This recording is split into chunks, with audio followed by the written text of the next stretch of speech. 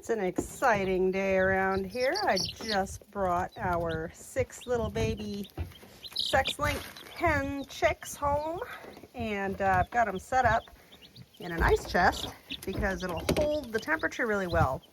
We live off the grid, so I have to be very conservative with my overnight heating arrangement, which is another reason why I have also inset a smaller tote inside this insulated ice chest. Nibbles, you're not invited. So these guys are already munching, which I think is an excellent sign. They've got their fresh water, and then I use the other section of the ice chest to put the extra bedding and feed. So that'll be nice and self-contained. The nice thing about this particular ice chest is that it has these kind of skylight features. So I'm going to leave one of those open so they can get some nice light and also some security from these guys.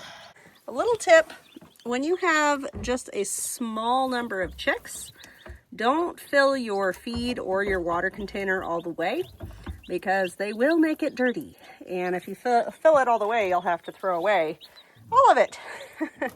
So just feed them a little bit at a time, give them a little bit of water at a time, and then you can keep everything nice and fresh and tidy without a ton of waste. I'm about to leave for a while, and I do not leave lights on when I leave, especially not when there are living creatures involved. So I'm gonna turn off this light. Now, I got this one from a yard sale for $1, so that's why I have to unplug it to turn it off. Now I get that out of there. Now I'm gonna take my hot water and I'm gonna wrap it in this pillowcase and put it in with the little chickies, and it'll radiate heat for a really long period of time and keep them nice and cozy, comfy. I put the jar in there on its side.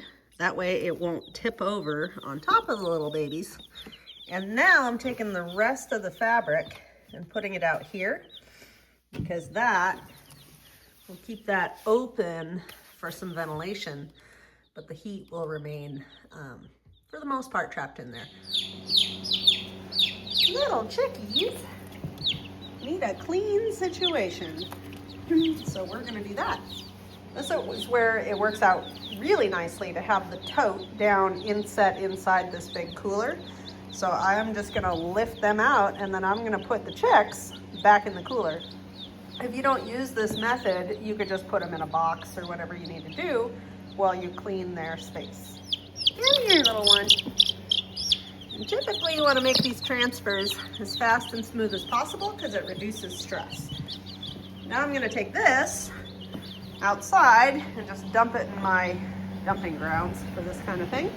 Makes great compost. All right, now I'm gonna take a handful of my straw that I bought and just put it in there. Maybe another handful. Make it nice and clean and nice for them.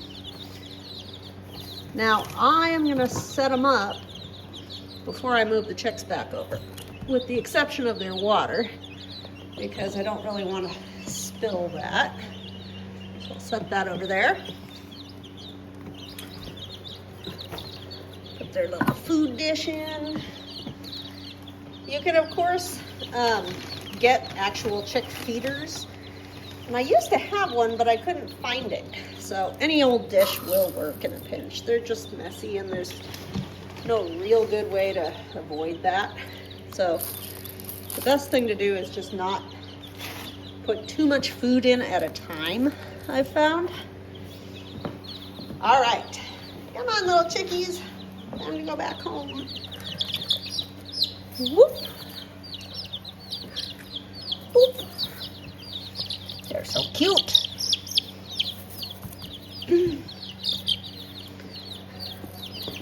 If you hold them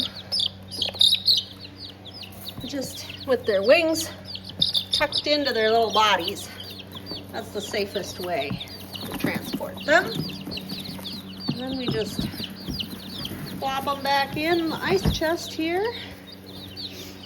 put their water in.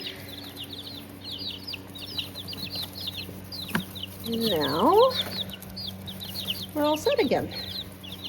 I do have the water up on that pedestal because otherwise they'll kick their food and their straw into it at an alarming rate. So this just keeps their water a little fresher than it otherwise would be.